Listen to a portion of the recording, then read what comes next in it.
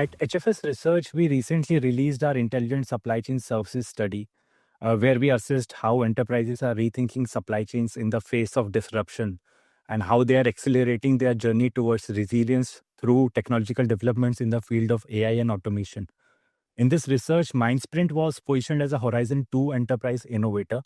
In simple terms, that means that they are already helping clients move beyond functional efficiency into more connected AI enabled supply chains, but they are operating in a market where most enterprises are still early in their journeys. Today, I'm joined by Rohit and Unnikrishnan from Mindsprint for an open, unfiltered conversation. And it's not about Mindsprint, but about some market realities that the study revealed, and what Rohit and Unni's reading is about where we are heading next. So, Rohit and Unni, let's have a quick 30-second introduction from each of you. Thanks, Ashish, and thanks for having me on this platform today. And it's been pleasure knowing and working with you on few of the critical supply chain projects in recent past. Myself, Rohit Sharma, and as a part of my responsibility, I lead global supply chain practice in Mindsprint as a senior VP, where I've been with organization very much close to 6.5 years and bring overall 27 plus years of experience working in different countries, geographies, and industries. All this while and helping businesses to transform their supply chain to be agile and future ready to manage global disruptions seamlessly. Ashish, thanks for this opportunity. Happy to connect with you again. At Mindsprint, I had the consulting team. We call it the Business Transformation Services practice. Our role is really to engage with clients and understand areas where reinvention with AI and technology is possible, right? And then really put a value to that and then work with our technology teams to execute and orchestrate that value. Happy to connect and share our thoughts on how we see the client journeys evolving from just visibility, how has been the core of the ask, to more insight-led operations as we see it today. So, let's start with talking about where is enterprise demand showing up right now. So, around 60% of enterprises told us that most of their work with service providers is focused on time planning, followed by control tower provisioning, followed by supplier collaboration, followed by automated planning systems. So, there were many elements of automation involved, but it has not gone to a point of fully autonomous or self driven supply chains. Now, from what we are seeing or what you are seeing on the ground, what kind of work is actually coming your way right now? And how has that work shifted compared to 12 to 18 months ago? Rohit, why don't you take this one? And thanks for your question, Ashish. And I would say it's a spot on with one of the supply chain case studies, which highlights clearly how real-time planning, visibility, and supplier collaboration remains, the core of the client engagements today. From my vantage point of supply chain as a supply chain practitioner and focusing on supply chain holistically, that is, covering the all aspects of supply chain, right from plan, source, make, delivered, the work coming our way right now mirrors that actually, where about 70 to 80% of projects center on supply chain visibility through AI driven dashboard, predictive prescriptive analytics, streamlining supplier collaboration via integrated platform, and enabling real time decision making to handle demand and supply gaps, which could be very critical to any of the organization, irrespective of the industry they operate into, to manage their, disruption.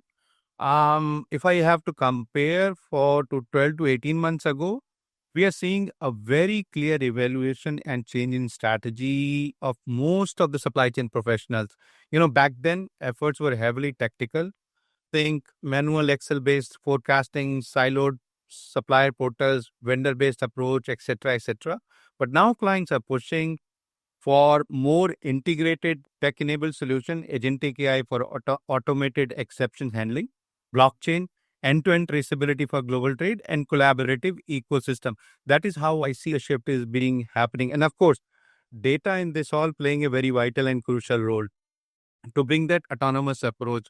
And that's where we in a Mindsprint working very closely with our clients to have a dive deeper and enable this approach by having right strategy. And just to bring an example here and perspective, earlier were multiple standalone solutions were in place to manage larger supply chain. And now what we working is that completely shifted from those one-off supply chain tools to full stack, AI 11 platform, which is we named as the trade sprint, which autonomously takes care of full end-to-end supply chain process, right one from once business is being concluded until the goods being delivered or service being delivered and money being received.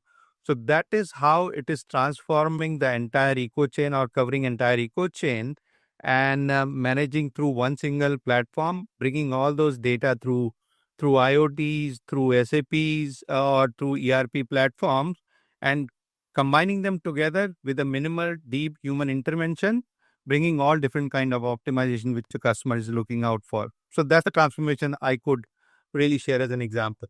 So on that point, it's a nice segue to my next point of discussion where I would like to bring Unni in. And this is around enterprise spends versus technology investment realities.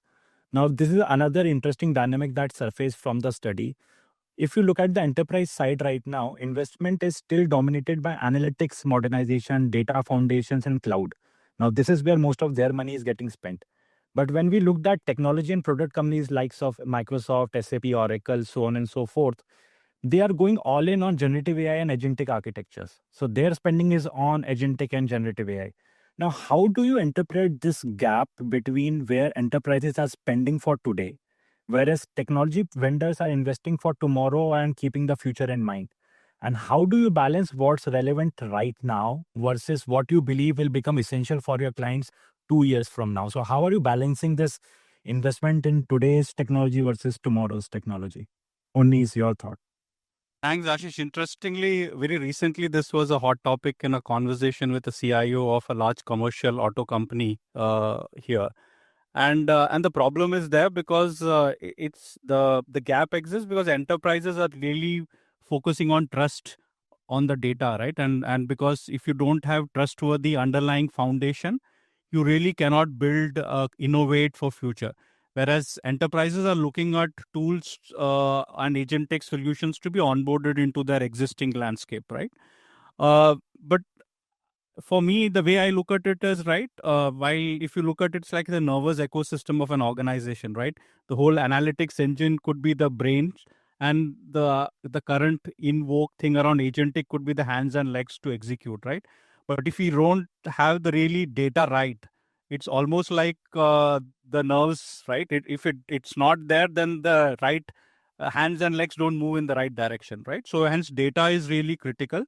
But having said that, and hence many organizations are continuing to work on building, strengthening their data foundation. And we see that with many of our large clients who have started on this journey since 3-4 years back, right?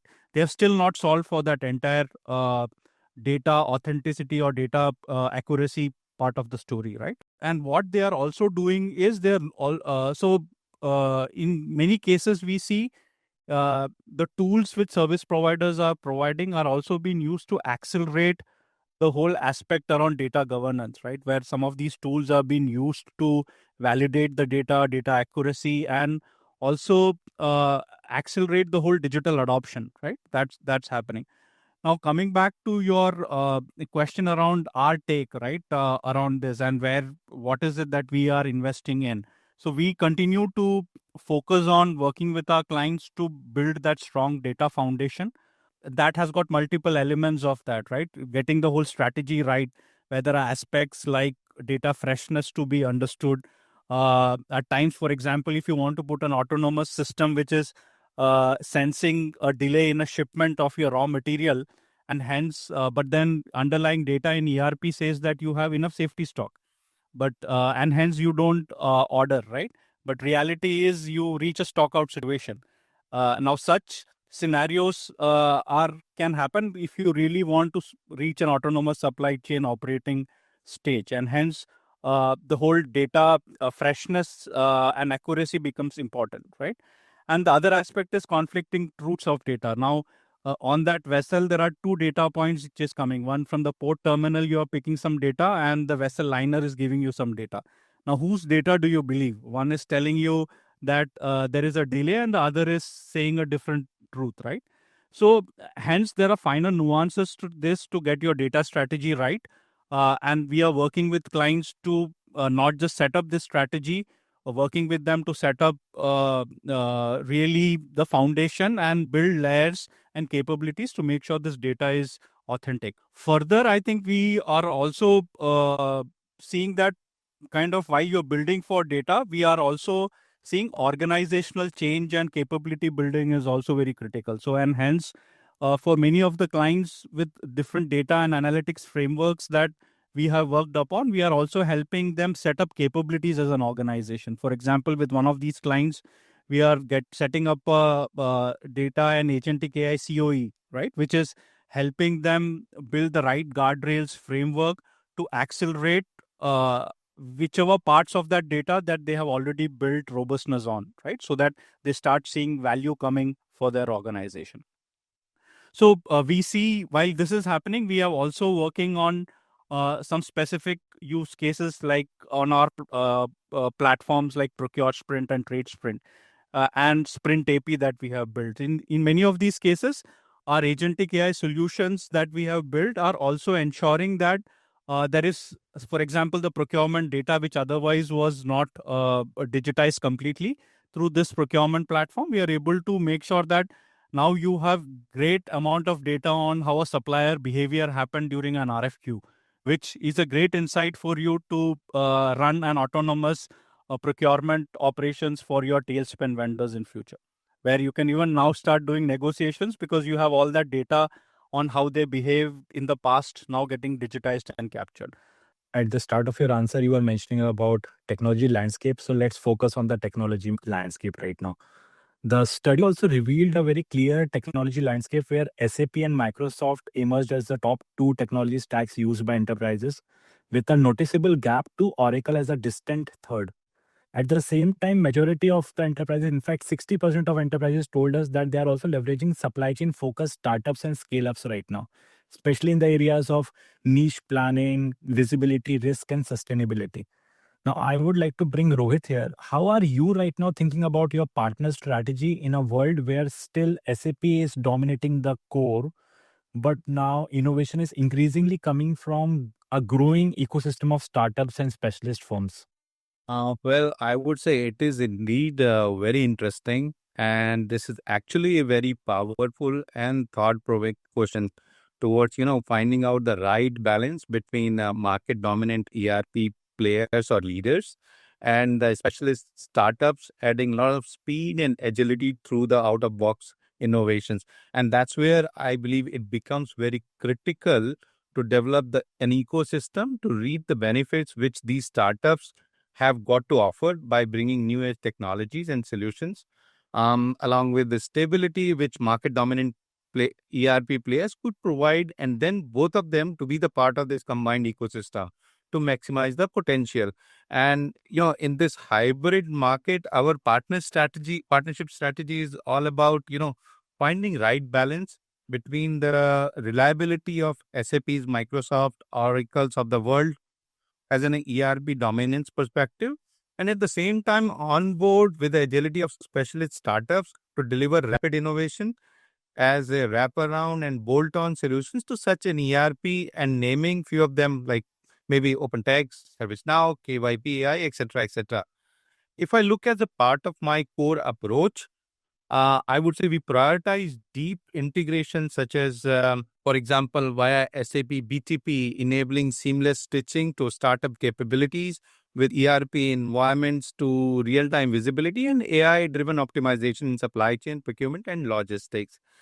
However, this also mirrors enterprise trends where 56% of enterprises are increasingly blending with specialist startups with their own ERPs to have larger benefits without disrupting their current ERP or the the the investment they have already made into the technology, as highlighted in recent ecosystems analysis. For example, again, one of our flagship procurement platform taking care of end-to-end source to pay seamlessly with few of the specific and niche capability brought in by specialist startups to provide unique and wholesome experience in every component of the larger supply chain or larger procurement sourcing organization with a very competitive environment, such as supply scouting, risk and compliance, contract lifecycle management, spend analytics, etc., which could be, a long drawn solution when you deal with those market known ERP products. To cut short, I would say key pillars here, it could be more about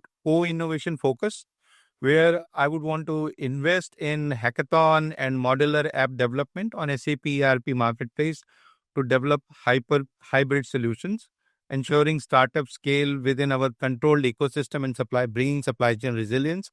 And second thing is about Microsoft synergies, where again, leverage joint initiatives like Rise with SIP or Microsoft Cloud for accelerated cloud ERP migration, incorporating Azure AI to enhance analytics while onboarding scale ups to domain specific intervention.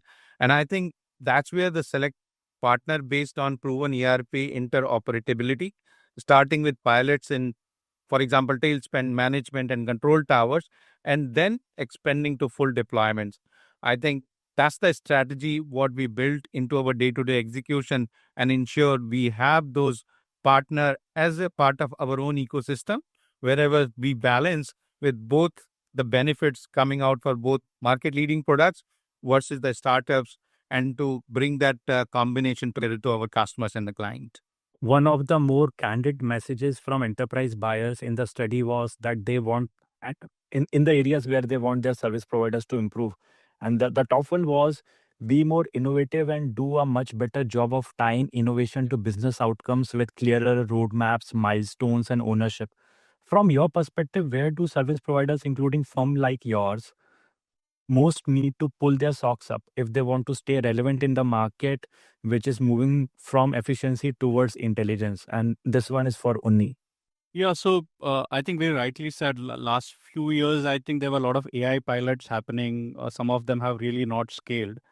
I think the narrative in many companies is now shifting towards AI for AI is definitely not going to work just for the sake of doing AI, right? Companies definitely are looking at AI to deliver business outcomes. It could be outcomes like how do you improve your working capital, how do you improve your gross margin, right? Or improve your customer experience, and thereby you improve your sales and revenue, right? These are the kind of broader themes that we see. Companies are really questioning every single AI based project, and in our own many of our projects we see clearly that as coming, and also means that the tech service providers would need to build holistic business and domain understanding, not just be people who are giving few FTEs as on TNM basis, right? If they really need to be there and work with the client to reinvent and drive value for the client.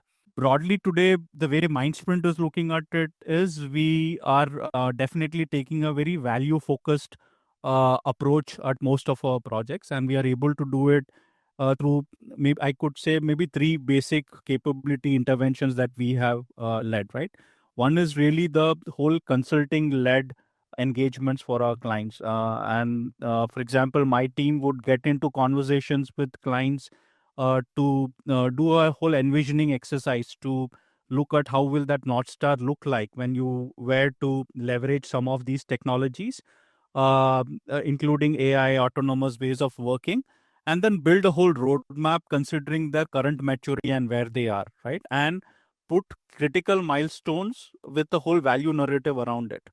Now that while a business consulting team is able to do it, there are many cases where we are driving these assessment also with our proprietary tools like for process assessments, right? So for example, we have KYP.ai, which can go very granular and also understand exception scenarios, right? For example, if we were to do a whole invoice touchless automation, through this tool, we are able to map most of the edge scenarios, and hence we can commit to some number in terms of outcome.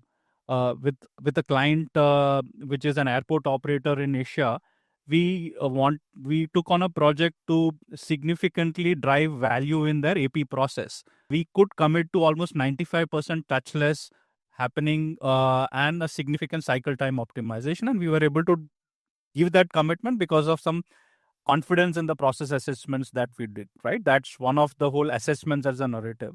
The other one is around the whole AI pod model that we are working, right? Rather than saying for a client that we will give you few headcounts, we are saying that we will work on a sprint based model. For every sprint, there will be clear outcomes that our AI pod will deliver. With that, we will validate those outcomes, and that's how we move to the next sprint, right? With our specific pod.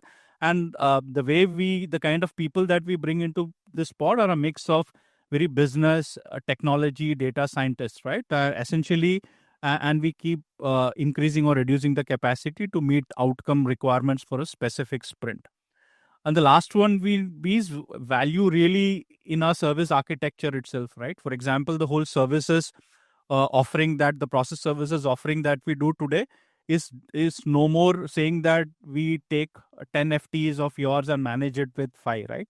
The whole narrative is shifted from saying that today what is the cost and service levels and timeline for executing a particular process at your organization, and how do we do it better, and also have a roadmap to really take it to the next stage over a couple of years after we take over that, right? Really transition the process, transform, and commit to some outcomes in this whole as a part of our service delivery. And we see more and more organizations will have to do that if they have to really survive and win in this new world. Thank you both for a very open and grounded conversation. Uh, if there is one clear takeaway from the study and also from this conversation, is that the market is moving forward. Everybody agrees to that point, but it's not moving forward in straight lines. So most enterprises are still focused on getting the foundations right.